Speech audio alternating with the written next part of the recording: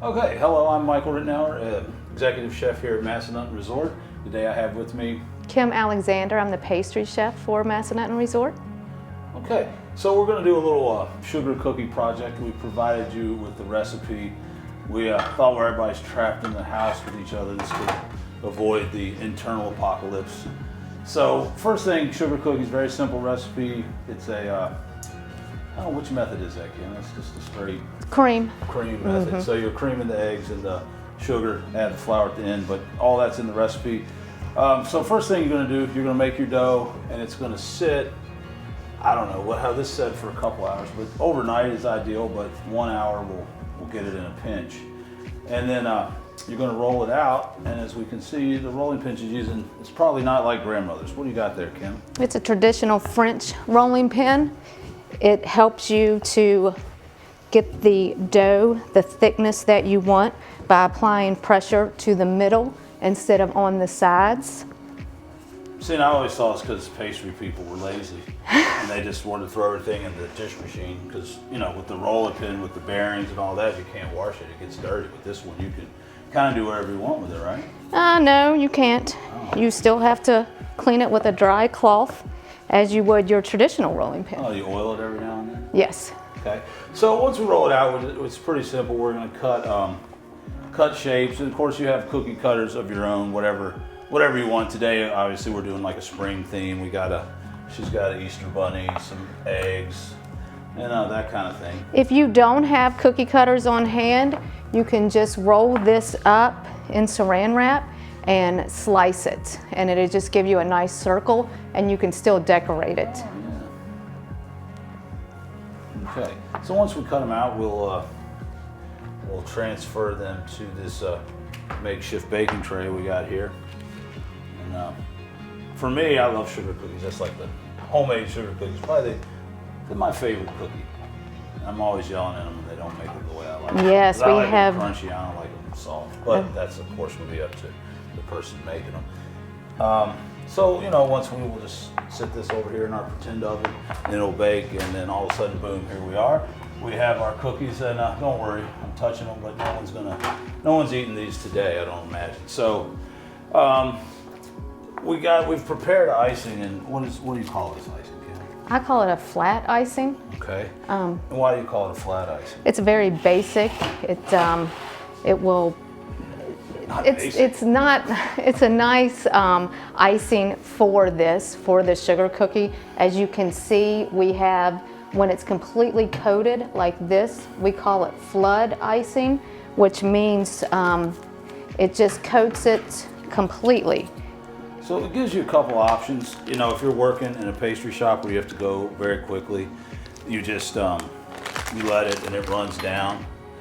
Or you can do this, or you can spread it, or you can simply ladle it over the cookies and then pull that rack out, and then you can reuse the icing on the next group of cookies. But now, if you're sprinkling these, go ahead and do it while the icing is still wet.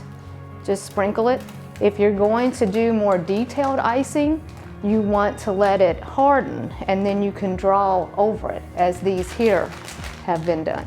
well, so we have here this icing, which we made just a little bit drier. So that icing is made from powdered sugar and condensed milk, a little bit of vanilla to give it some flavor, but certainly, you know, a lot of people decorate with things that aren't flavorful. That's not always the first consent, but we have vanilla in there, and we've got some bottles from a craft store that have, you know. Oh, actually, these are from the Dollar General store, which is staying open if you want to go to the dollar store.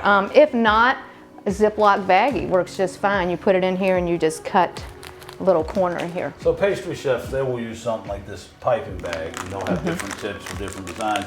Put it home, especially if you've never played with it, it's just easier to load these in. And of course, you know, if you get them at the dollar store, I'm quite sure they cost less than the average craft store price. Now what I'm doing, you'll notice I am not touching the cookie. I'm just letting it flow. If you let it touch the cookie, it's gonna be flat, and you don't want that. You want to give it some body to let it fall on its own. So, you know, if you have kids at home, it's a great thing. Just let them bake the cookies off. You know, have them cut the cookies, bake them, cool them, and they can kind of just play with whatever they fancy. I'm sure they can make some extraordinary designs.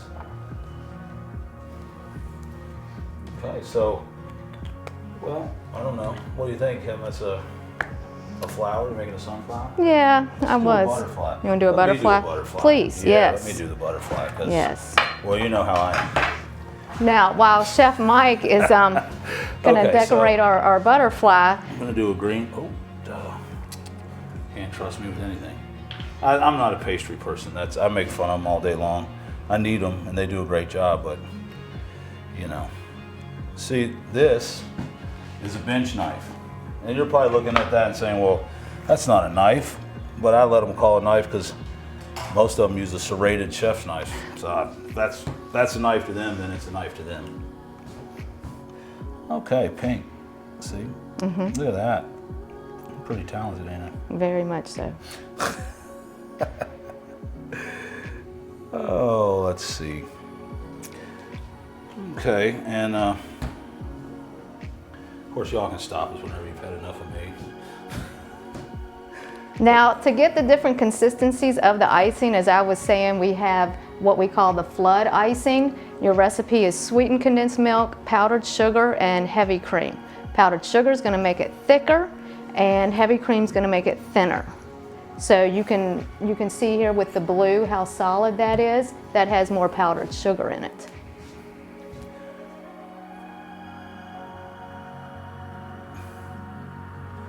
So it gives your children a chance to do whatever they want, or yourself if you're bored. Yes. And you'll find with sugar cookies, as Chef Mike said, once you make the dough, also once you cut them out, if you let that set in the refrigerator for an hour, that helps to hold the shape better. I'm sure these would go great with an IPA if you're trapped in there by yourself. Actually, I prefer bourbon with my sugar cookies. Oh. Okay, so you brought along some different sprinkles. So not everyone's going to go and have a supply of colored sugars. How would the average person end up with some colored sugar? So if you have food coloring at home, just the liquid bottles, you add a touch of that to granulated sugar and you mix it up, and then you line a sheet tray with aluminum foil and you spread the sugar out, and then you bake it on 250 for about 20 minutes, and that gives you your colored sugars. Okay, cool. And that about does it for sugar cookies, right, Kim? Anything else you want to add? No. There you go. Dip them in a glass of milk. And enjoy.